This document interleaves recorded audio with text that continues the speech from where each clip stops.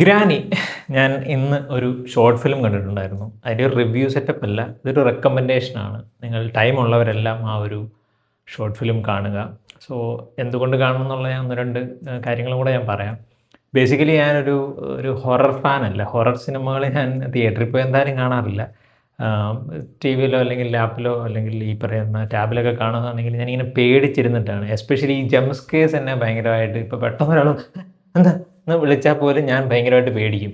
അങ്ങനെ ഒരാളാണ് ഞാൻ. സോ ഈ ഒരു സാധനം അനൗൺസ് ആയ സമയത്തും ഇതിൻ്റെ അനന്തരാമൻ അജയ് എന്ന് പറയുന്ന ഡയറക്ടർ, അദ്ദേഹത്തിൻ്റെ യൂട്യൂബ് ചാനൽ ഞാൻ കാണാറുള്ളതാണ്, അപ്പൂപ്പൻ ആൻഡ് ദ ബോയ്സ് എന്ന് പറയുന്നത്. പിന്നെ നിസ്സാരം എന്ന് പറയുന്ന അദ്ദേഹത്തിനൊരു യൂട്യൂബ് ചാനലുണ്ട്, അത് കാണാറുണ്ട്. സോ അദ്ദേഹത്തിൻ്റെ ഡയറക്ഷനിൽ ഒരു പടം വരുന്നു, മീൻസ് ഒരു ഷോർട്ട് ഫിലിം വരുന്നു എന്ന് പറയുമ്പോൾ ഇതിൻ്റെ ഒരു ഔട്ട്ലൈൻ കണ്ടപ്പോൾ സൈക്കോളജിക്കൽ ഹൊറർ, അയ്യോ ഇത് കാണണമെന്നൊരു ഡൗട്ട് ഉണ്ടായിരുന്നു. ഈ ജംസ്കേഴ്സ് ആണ് എന്നെ എപ്പോഴും പേടിപ്പിക്കുന്ന ഒരു സാധനം. ഈ ഹൊറർ സിനിമകളിൽ ഹൊറർ ഉണ്ടോ ഇല്ലയെന്ന് ചോദിച്ചാൽ ഇങ്ങനെ സൗണ്ട് എഫക്ട്സ് ഇട്ടിട്ട് പെട്ടെന്ന് നമ്മൾ ടെൻഷൻ ബിൽഡ് ചെയ്ത് പെട്ടെന്ന് അവിടെ നിന്നൊരു സാധനം വരുന്നു, അങ്ങനെയാണ് പൊതുവേ പേടിപ്പിക്കാറുള്ളത്.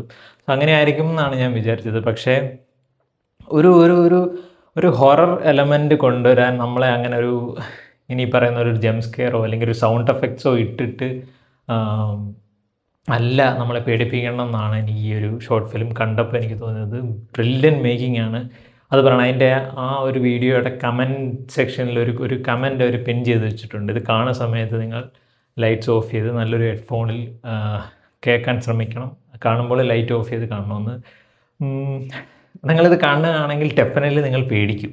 അതിനിപ്പോഴേ പറയാണ്, കൊച്ചുകുട്ടികളൊക്കെ കാണുകയാണെങ്കിൽ നിങ്ങൾ പേടിക്കും. അത് പേടിക്കുക എന്ന് പറയുന്നത് അത് വേറെ രീതിയിലാണ് പേടിപ്പിച്ചേക്കുന്നത്. എന്താ പറയുക, ഈ ഒബ്സഷൻ എന്ന് പറയുന്ന റീസെൻ്റ്ലി ഇറങ്ങിയ ഒരു സിനിമ, അത് പേടിപ്പിച്ചിരിക്കുന്ന ഒരു രീതിയുണ്ട്. ആ ഒരു കൈൻഡ് ഓഫ് ഇതാണ്. പക്ഷേ ഈ ഒബ്സഷനൊക്കെ വരുന്നതിന് മുമ്പാണ് ഇദ്ദേഹം ഇത് പ്ലാൻ ചെയ്യുന്നതൊക്കെ അദ്ദേഹം ഒരു വീഡിയോയിൽ പറഞ്ഞ പോലെ ഞാൻ ഓർക്കുന്നു. സോ അതുമായിട്ട് ഇതിനൊരു ബന്ധമില്ല, അങ്ങനൊന്നുമല്ല. പക്ഷേ ഇതിൻ്റെ ഒരു മേക്കിങ്ങിനകത്ത് അത് എവിഡൻ്റ്ലി കാണാൻ പറ്റും. നമ്മളെ ഡെഫിനറ്റ്ലി ഇത് പേടിപ്പിക്കും. അതിൻ്റെ എൻ്റയർ കാസ്റ്റ് ക്രൂവിനെ പറ്റിയൊക്കെ ഒരുപാട് ആളുകളൊന്നും ഇല്ല, രണ്ടുപേരേ ഉള്ളൂ. പക്ഷേ അവർ കുറച്ചൊരു 40 മിനിറ്റോളം ഉണ്ട്, 42 മിനിറ്റോളം ഉണ്ട്. പക്ഷേ ആ ത്രൂ ഔട്ട് അതിനൊരു ഒരു എൻഗേജിങ് സെറ്റപ്പ്, ഒരു എന്താ പറയുക, എനിക്കങ്ങനെ പറഞ്ഞ് അത് നിങ്ങളുടെ ഒരു സ്പോയിലാക്കണമെന്നില്ല. പക്ഷേ ഡെഫിനറ്റ്ലി നിങ്ങളെല്ലാം ഒന്ന് എക്സ്പീരിയൻസ് അത് നോക്കണം. എന്താ പറയുക, റീസെൻ്റ്ലി കുറേ വാർത്തകളിങ്ങനെ പറഞ്ഞപ്പോൾ യൂട്യൂബേഴ്സിന് കഷ്ടകാലമാണിപ്പോൾ എന്ന് പറയുന്നുണ്ട്. പക്ഷെ എന്നെ സംബന്ധിച്ചിടത്തോളം നല്ല ടാലൻസുകൾ ഉണ്ട്. ആ നല്ല നല്ല ടാലൻറ്റുകളെ നിങ്ങൾ നോക്കുമ്പോഴാണ് അവർക്കൊന്നൊരു പ്രശ്നമില്ല എന്ന് നിങ്ങൾക്ക് മനസ്സിലാവും. യൂട്യൂബേഴ്സിൻ്റെ പ്രശ്നങ്ങളും കൊണ്ടല്ല, നല്ല നല്ല ടാലൻറ്റുകൾ ഇവിടെ അവിടെ ആയിട്ടുണ്ട്. അതൊന്നും നമ്മളെപ്പോഴും കാണാതെ പോകുന്നതുകൊണ്ടായിരിക്കാം ഈ പറയുന്ന പോലെ യൂട്യൂബേഴ്സിന് പ്രശ്നമുണ്ടെന്ന് പറയുന്നൊരു വലിയൊരു കാര്യം ഇവിടെ ഇപ്പോൾ നടന്നുകൊണ്ടിരിക്കുന്നത്.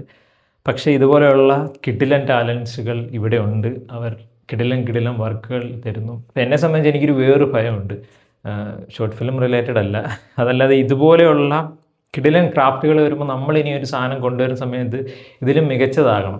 ഇതുപോലെ ഇത്രയും കിടിലൻ വർക്കുകൾ വരുന്ന സമയത്ത് ഇതിന് മുകളിൽ നിൽക്കുന്ന, അല്ലെങ്കിൽ നമ്മുടെ ചിന്തകൾ അതുപോലെ വളർന്ന്, അല്ലെങ്കിൽ അതുപോലെ ടെക്നിക്കലി ബ്രില്യൻ്റ് ആയിട്ടുള്ള, അല്ലെങ്കിൽ അതുപോലെ യുണീക്കായിട്ടുള്ള സബ്ജക്റ്റുകൾ കൊണ്ടുവരേണ്ട ഒരു അവസ്ഥയാണിപ്പോൾ. എന്നെ സംബന്ധിച്ച് അത് ഭയങ്കരമായിട്ട് എന്നെ ഭയപ്പെടുത്തുന്നുണ്ട്. ഒരു നോർമൽ ഒരു സാധനം കൊണ്ടുവന്നാൽ പോരാ, അതുപോലുള്ള ടാലൻറ്റുകളാണിപ്പോൾ വന്നുകൊണ്ടിരിക്കുന്നത്.